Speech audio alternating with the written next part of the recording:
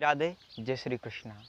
आप सभी भक्तों के बीच में एक ऐसे विषय को लेके आए हैं जो हमारे जीवन में परम आवश्यक है। आज हर मनुष्य इससे कहीं ना कहीं गुजर रहा है।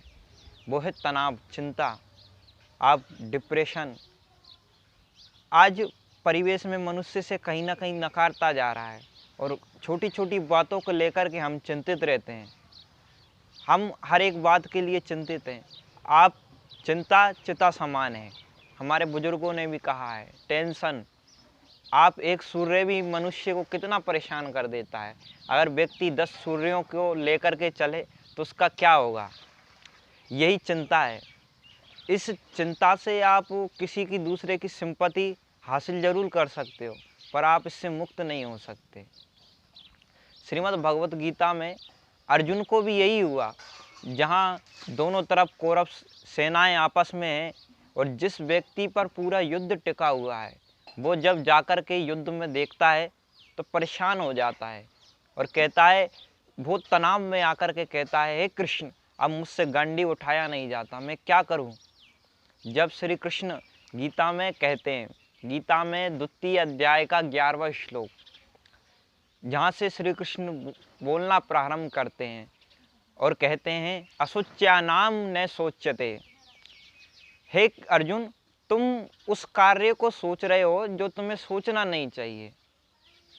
हमारे तनाव का कारण भी यही है।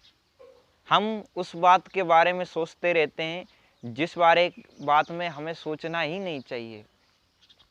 रात्रि में सोते समय हम कल के बारे में सोचते हैं, पर कल होगा सो देखेंगे। छोटी छोटी बातों को हम नकारें। इसका कतई ये मतलब नहीं है कि आप अपनी मूलभूत आवश्यकताओं को भी नकारने लग जाएं।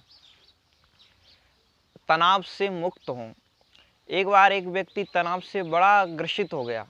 वो अपने गुरुजी के पास गया और कहा, गुरुदेव मैं क्या करूं, मैं बड़ा तनाव में हूं।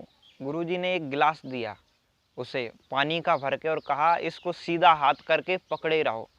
उस व्यक्ति ने उस हाथ को, गिलास को रखा पकड़े हुए। 10-5 मिनट बाद पूछा, कैसा लग रहा है।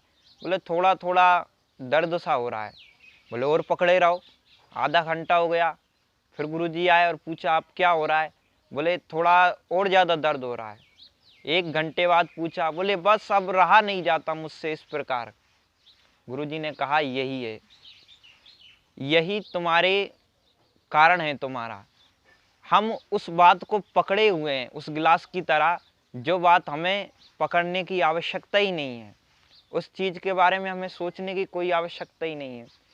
अब हमारे 18 पुराण, 4 वेद, उपनिषद, ग्रंथ, जो आजकल जितनी भागवत कथाएं, रामायण सब होती हैं, अगर हम उन्हें सुन कर के भी हम अपने तनाव को दूर नहीं कर सकते, आपका तनाव दूर नहीं हो सकता, इनका कोई औचित्य से नहीं है। इसीलिए आप इस लॉकडाउन में एक बार श्रीमद् भगवत गीता को जरूर सुने। जब गांधी जी बहुत तनाव में होते थे तो वो गीता को उठाते थे और इसी श्लोक को देखते थे और कहते थे, मेरे सामने जब भी मैं गीता को देखता हूँ तो मेरे सामने यही बात आती है, असोच्यानन्म न सोच्यते। आप उस बात को सोच रहे हैं जो आपको सोचने की उसको कोई ज़रूरत ही नहीं है। चिंता सबसे पहले मनुष्य के कॉन्फिडेंस को कम करती है।